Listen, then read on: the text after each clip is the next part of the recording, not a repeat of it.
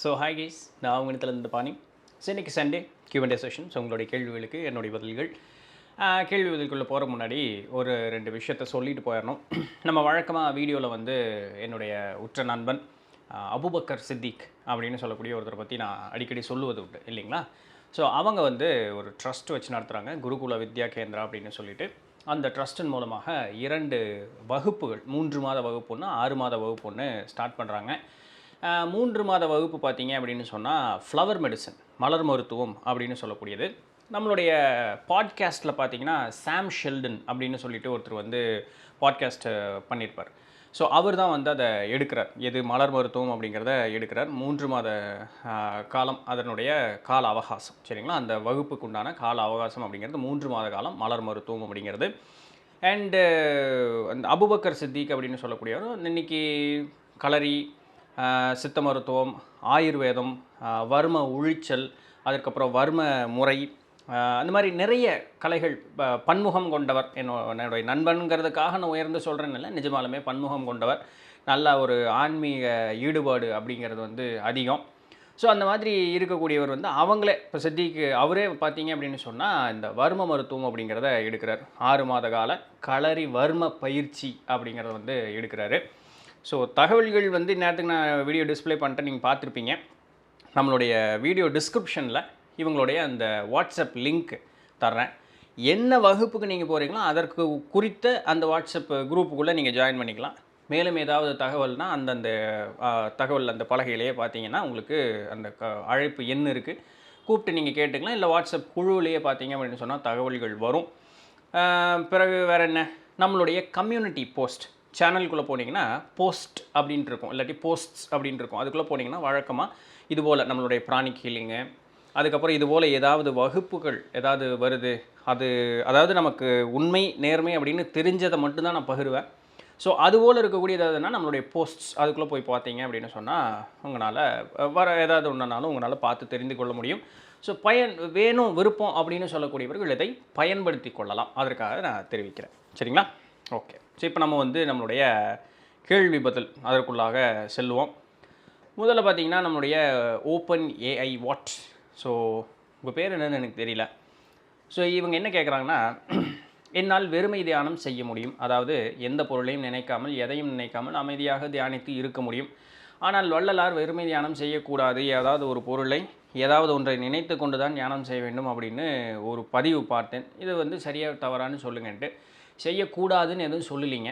தியானத்தில் 2 நிலை உண்டு. அதாவது ஏதுமற்ற ஒரு நிலை அப்படின்னு சொல்லக்கூடிய அந்த எண்ணமற்ற நிலை அப்படின்னு செல்லுவதற்கு ஏதுவாக எது இருக்குன்னா ஏதாவது ஒன்று மேலே கவனம் வச்சுக்கிறதுங்க. நம்மளுடைய பதஞ்சலி யோக சூத்திரங்களை கொஞ்சம் கரெக்டாக எல்லா வீடியோஸையும் பார்த்தீங்கன்னா அந்த முதல் 2 பதிவுகளுக்குள்ளேயே இதுக்கு உண்டான பதில் இருக்குது. பதஞ்சலியர் என்ன சொல்கிறாரு, சவ்விகற்ப சமாதி நிர்விகற்ப சமாதிங்கிறார், சரிங்களா? இல்லாட்டி சவ்வீஜ சமாதி நிர்பீஜ சமாதிங்கிறார். இந்த ச அப்படின்னு சொல்கிறதுனா எதையாவது பிடித்து கொண்டுன்னு அர்த்தம். நிர் அப்படின்னு சொன்னால் எதையும் பிடிக்காமல்னு அர்த்தம். இப்போ இந்த சவ்வீஜ சமாதி இல்லை சவ்விகற்ப சமாதினா எதையாவது ஒன்று மேலே கவனம் வச்சு நீங்கள் மந்திரம் சொல்லலாம், இல்லை ஏதாவது ஒரு தெய்வத்தினுடைய உருவத்தை தியானிக்கலாம் இல்லைங்களா? இல்லை மூக்கு நுனி, இப்போ மூக்கு நுனி இந்த நுனி இருக்குது, இந்த நுனி இருக்குது, நெத்தியினுடைய தலையினுடைய உச்சி பகுதி இருக்குது, என்ன வேணாலும் பண்ணுங்கள். ஆக மொத்தம் ஏதாவது ஒன்று மேலே கவனம் வச்சுக்கோங்க. ஓடக்கூடிய மூச்சை கவனிக்கலாம் இல்லைங்களா? இதுபோல் இருக்கக்கூடிய அந்த செயல்கள் ஏதாவது ஒன்று மேலே கவனம் வச்சுருக்கும் பொழுது சமாதி நிலை வாய்க்கும். இப்போ இது முழுமையான சமாதியான்னு கேட்டால் இல்லை, சமாதி நிலை வாய்க்கும். நமக்கு எல்லாம் இருக்கக்கூடிய அந்த துரிய நிலை அப்படிங்கிறதெல்லாம் உணர முடியும். ஆனால் முழுமையாக அந்த முக்தி பேர் அப்படிங்கிறத அடைஞ்சிருப்போம்னா இல்லை. ஏன்னா ஏதாவது ஒன்று மேலே கவனம் வச்சுக்கிட்டு தான் இருக்கும். அந்த கவனம் சிதறிச்சு அப்படின்னு சொன்னால் நம்ம சராசரி ஞாபகங்கள் வந்துடும். அப்போ அதையும் தாண்டும் பொழுது நான் அதை கவனிக்கிறேன்னு சொல்லக்கூடிய அந்த 3 நிலைகளும் மாறும் பொழுது அந்த சப்பீஜ சமாதி, பீஜம்னா எதையோது ஒன்று பற்றி அப்படின்னு அர்த்தம், விதைன்னு அர்த்தம். பீஜம்னா விதைன்னு அர்த்தம். அந்த விதை தான் ஏதோ ஒன்று பற்றிக்கிட்டு இருக்கோம், சரிங்களா? அந்த விதை தான் முளை விட்டு நமக்கு சமாதி நிலை அப்படிங்கிறத கொடுத்துருக்கு. இப்போ என்னென்னா நிர்னா அது இல்லாமன்னு அர்த்தம். அப்போ எதையாவது இப்போ நான் அதை கவனிக்கிறேன்னு சொல்லக்கூடியது அந்த சப்பீஜ சமாதி இல்லை சவ்விகற்ப சமாதிங்கிறது. இப்போ நான் அப்படிங்கிறதும் இல்லாமல் அதை அப்படிங்கிறதும் இல்லாமல் கவனிக்கிறேங்கிறதும் இல்லாமல் போகும்பொழுது என்னாகும், அது நிர்பீஜ, பீஜன்னு விதைன்னு பார்த்தோம், நிர்பீஜ அந்த விதையே இல்லாமல் நிர்விகற்ப சமாதிகளுக்கெல்லாம் உன்னதமான சமாதி நிலைங்கிறது நிர்விகற்ப சமாதி அப்படின்னு சொல்லக்கூடியது. அந்த நிலை வாய்க்கும். இந்த நிர்விகற்ப சமாதி நிலைக்கு வாய்க்கும் பொழுது மட்டும்தான் நமக்கு முக்தி பேர் அப்படிங்கிறது கிடைக்கும். பிறவா நிலை அப்படிங்கிறது நம்மளால் எய்ய முடியும். சரிங்களா? ஸோ அதனால் இது வந்து இலகுவான வழிப்பாதையை வள்ளல் பெருமான் சொல்லியிருக்கிறார். அதை மக்கள் வந்து செய்யவே கூடாது, வள்ளல் பெருமான் சொன்னார், வள்ளல் பெருமான் அப்படிங்கிறாங்க. நான் சொன்னேன், யாரும் கேட்க போகிறதில்ல. பதஞ்சலியர் சொன்னார்னு சொன்னாலும் யாரும் கேட்க போகிறதில்ல. But that is okay. எடுத்துக்கிறது எடுத்துக்காது உங்களுடைய விருப்பம். நான் எங்கே இருக்குது அதனுடைய வழி என்னன்னு சொல்லிட்டேன். ஏன்னா இது நான் சொன்னது கிடையாது, ஒருத்தங்க சொன்னது சொல்கிறேன். சொன்னவங்க பெரிய ஆளுங்க, கேட்குறதும் கேட்காது அவங்க அவங்களுடைய விருப்பம். ஸோ அதனால் அது அப்படி தான் அப்படின்னு கிடையாது. உங்களுக்கு இலகுவாகவே எது மேலேயும் கவனம் இல்லாமல் அமைதியாக இருக்க முடியும்னா சந்தோஷம், பேசாமல் இருங்க. தானால் உங்களுக்கு வாய்க்க வேண்டியது தானாக வாய்க்கும், அவ்வளோதான். சரிங்களா? வள்ளல் பெருமான் வந்து இந்த சின்ன பையன் இதில் சொல்லுவாங்க, டேய் சாமி கண்ணை குத்திருண்டா அப்படின்ட்டு. வள்ளல் பெருமான் வந்து மண்டை மேலே கூட்டு வைப்பாரா, பண்ணாத அப்படின்னு. அதெல்லாம் ஒன்றும் பண்ண மாட்டேன். சரிங்களா? ஓகே. ராஜ் குட்டி குட்டி பாருங்களேன், அவங்க என்ன கேட்குறாங்கன்னா, குண்டலினி சக்தியின் மூலம் அந்த சமாதி நிலையை உணர்வது வாழ்வில் ஒரு முறைதான் நிகழ்மா? அதுன்னு அந்த சமாதினே எந்த சமாதி? மூன்றாவது கண் வெளிப்படைதல் என்பது படிப்படியான நிகழ்வா? சமாதி நிலைங்கிறது வந்து ஒரு முறை தான்.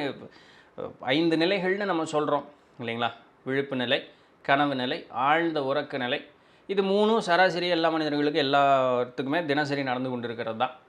அடுத்து 2 நிலைன்னு சொல்லக்கூடியது துரிய நிலை, துரியாதீத நிலை அப்படின்னு சொல்லக்கூடியது. இந்த துரிய நிலை போகும்பொழுது நம்ம சமாதியில் தான் இருப்போம். பட் என்னென்னா அங்கே போய்ட்டு ரிட்டன் வந்துடுவோம். ஏன்னா அந்த ஐடியாலஜியில் தான் நம்ம போகிறோம். அது வாய்க்கும், எவ்வளோ நாள் வேணாலும் உட்காரலாம், வாரமோ மாதமோ வருடமோ அது உட்காரலாம். ஆனால் திரும்ப வந்துடுவோம்னு பாருங்களேன்.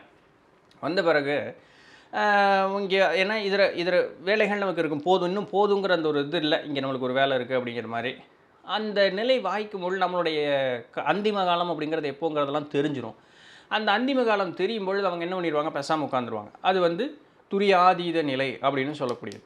சரிங்களா? அதுக்கு பேர் சாக்கிராதீதம் அப்படிவாங்க தமிழில். சரிங்களா? சாக்கிரம் அப்படின்னு சொன்னால் விழிப்பு நிலை. விழிப்பு நிலை முதல் நிலையே விழிப்பு நிலை. இப்போ நம்ம 2 பேர் இருக்கிறது விழிப்பு நிலை தான். ஆனால் இந்த சாக்கிர ஆதீதம் அப்படின்னு சொன்னால் உயர்ந்த விழிப்பு நிலைன்னு அர்த்தம். இறையினுடைய தன்மை அப்படின்னு சொல்லக்கூடியது. ஹையஸ்ட் கான்ஷியஸ்னஸ் அப்படின்னு இங்கிலீஷில் வந்து ரொம்ப அழகாக சொல்கிறோம்ல, அதுதான். தமிழில் சொன்னால் புஷ்குன்னு இருக்கிற மாதிரி இருக்கு இல்லையா? ஏன்னா புரியாத மொழி பேசும்போது பெருசாக இருக்கிற மாதிரி தான் தெரியும் இல்லையா? ஸோ அதனால் சாக்கிர ஆதீதம் அப்படின்னு அர்த்தம். சாக்கிராதீதம், துரியாதீதத்தை அப்படி தான் தமிழில் சொல்லுவாங்க. சாக்கிராதீதம் அப்படின்னு சொல்லி உயர்ந்த விழிப்பு நிலை.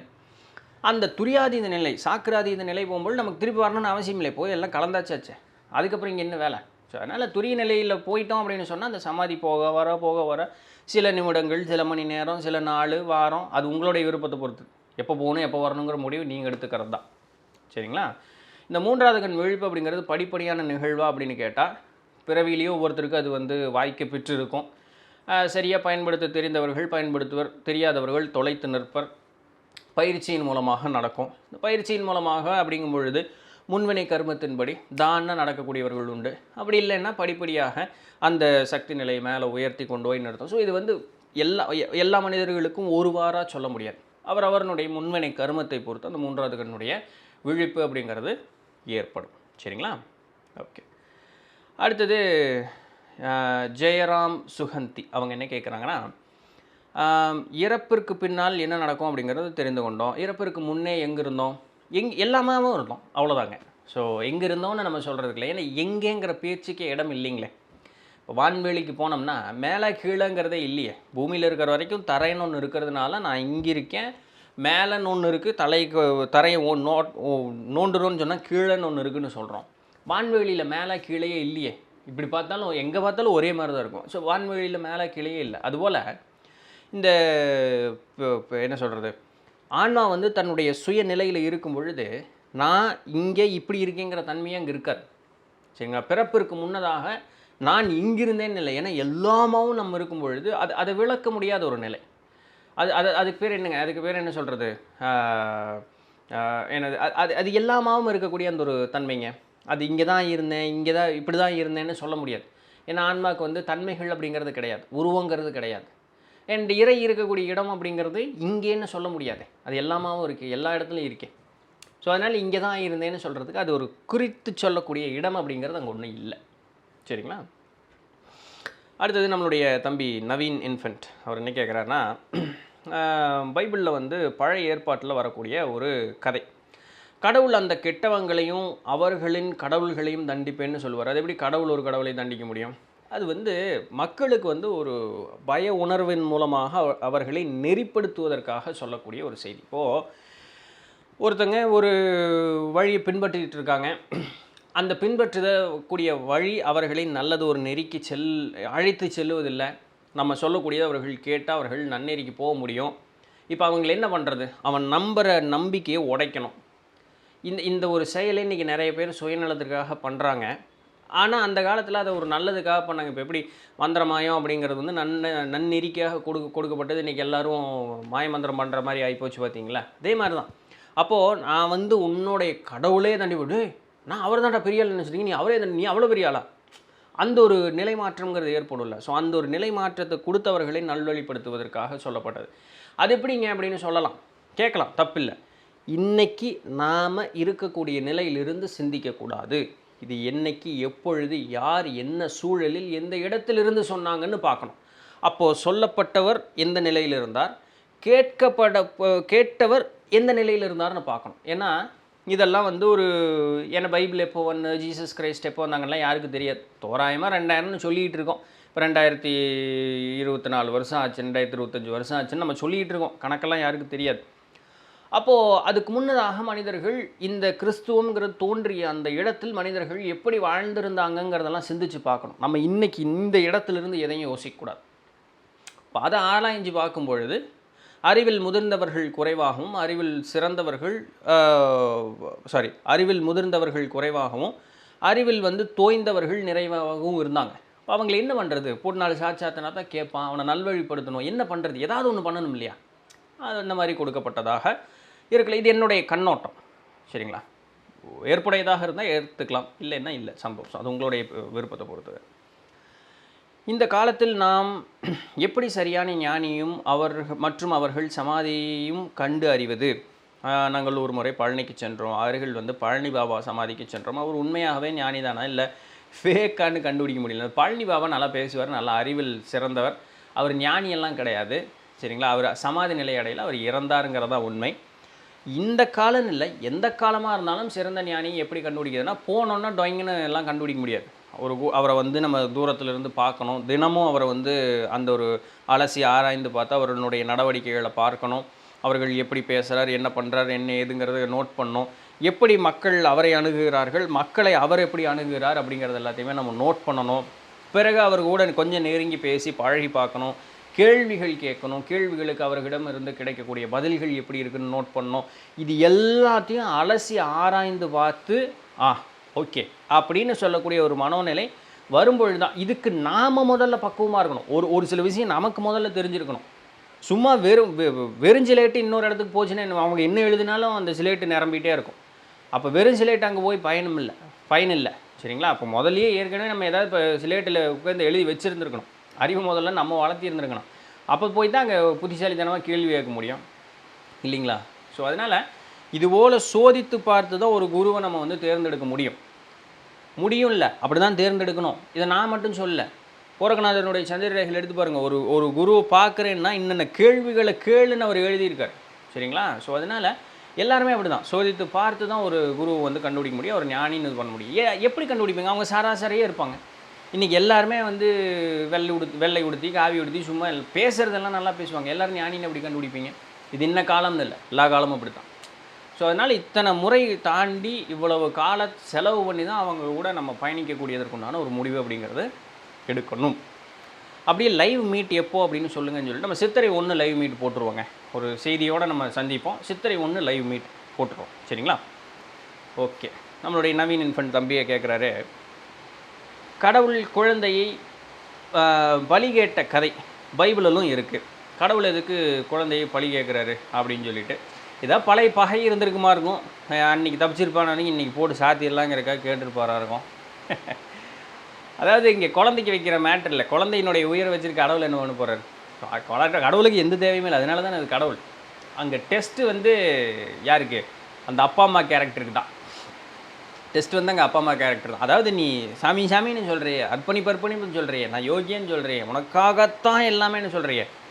அப்போது கணவனும் மனைவியும் கூடி தன்னுடைய உடல்நிலையும் மனோநிலையும் மாறும் அப்படிங்கிறது தெரிந்தும், தன்னுடைய வாழ்க்கையே மாறப்போகுது அப்படிங்கிறத தெரிந்தும் ஒரு பிள்ளையை மிகுந்த ஒரு சிரமத்தின் மீது பெற்றெடுக்கிறார்கள் இல்லையா? அப்போ தன்னுடைய ஒரு ஒரு என்ன சொல்கிறது, தன் உயிர், தன் சக்தி வந்து இன்னொரு உருவமாக அந்த இடத்துல, அது எவ்வளோ பெரிய ஒரு பிணைப்பு அது. அது பெற்றோர்களுக்கு மட்டும்தான் தெரியும். அப்போது அந்த ஒரு பிணைப்பை ஒருத்தவங்க வந்து கேட்கும் பொழுது, நீ கடவுள்னு நான் அப்படி பார்த்துட்ருக்கேன், கண்ணுக்கே தெரியல. இப்போ நீ வந்து என்கிட்ட குழந்தை கறி விடுன்னு கேட்குறது கூட எனக்கு கடவுளான்னு தெரியாது. ஆனால் என் கண்ணு முன்னாடி நான் பெத்தேன்னு சொல்லக்கூடிய என் குழந்தை இருக்கு, இது உண்மை. நீ உண்மைன்னு நான் நம்பிக்கிட்டு தான் இருக்கேன், நீ உண்மையான கூட எனக்கு தெரியாது. அப்போ எவ்வளோ பெரிய கேப் டிஃப்ரென்ஸ் பார்த்தீங்களா? இது நான் பெற்றது, நான் உன்னை நம்பிக்கிட்டு தான் இருக்கேன். இப்போ இது ரெண்டில் இந்த இடத்துல நிற்கும் பொழுது நான் கடவுள்லாம் சொல்லிட்டு வர்றாரு ஒரு ஒரு இடத்துலையும் இல்லை, ஒரு அடியவர் வேஷத்துலையோ ஒரு எளியவர் வேஷம் எப்படியோ ஒன்று வருவார் இல்லையா? அப்போ கேட்கும்பொழுது அந்த இடத்துல தான் டெஸ்ட்டு. நீ அப்போவும் நீ அந்த உன்னுடைய நிலை மாறாமல் நீ இருக்கிறியா அப்படிங்கிறது அந்த இடத்துல டெஸ்ட்டு. ஜெயிச்சுட்டா முக்தி. இந்த படத்தில் ஏதோ படத்தில் வந்துடுறா, லைஃப் டைம் செட்டில்மெண்ட்ரா அப்படி, அந்த மாதிரி ஏதாவது லைஃப் டைம் செட்டில்மெண்ட் முக்தி பேர், அதுதான் ஃபைனல் டெஸ்ட்டு. சரியானது டஃப்பாக இருக்கும். நீங்கள் ஐஏஎஸ் ஐபிஎஸ் எல்லாம் எழுதி எக்ஸாம் எல்லாம் எழுதி பயங்கரமாக வந்துடலாம், போய் இன்டர்வியூவில் சொதப்பிட்டிங்கன்னா அவுட் பார்த்தீங்களா? ஸோ அந்த மாதிரி அந்த ஃபைனல் டெஸ்ட். ஸோ அந்த மாதிரி சொல்கிறாங்க, அந்த உயிரை எடுக்கிறது கடவுளுடைய மோட்டிவ் கிடையாது. அங்கே என்ன நடக்குது, அந்த பெற்றோர் என்ன செய்கிறார்கள் அப்படிங்கிறது அங்கே மோட்டிவ். ரைட், சரி. ஸோ இதுதான் இன்றைக்கு உண்டான கேள்விகளும் அதற்கு உண்டான பதில்களும். பிடிச்சிருந்திருக்கும், இன்ஃபர்மேட்டிவாக இருந்திருக்கும் அப்படின்னு நம்புகிறேன். நாளைக்கு வேறு ஏதாவது ஒரு சுவாரஸ்யமான செய்தியில் சந்திப்போம். அதுவரையும் தொடர்ந்து இருந்திருங்கள். நான் உங்களுக்கு தண்டை பண்ணி நன்றி.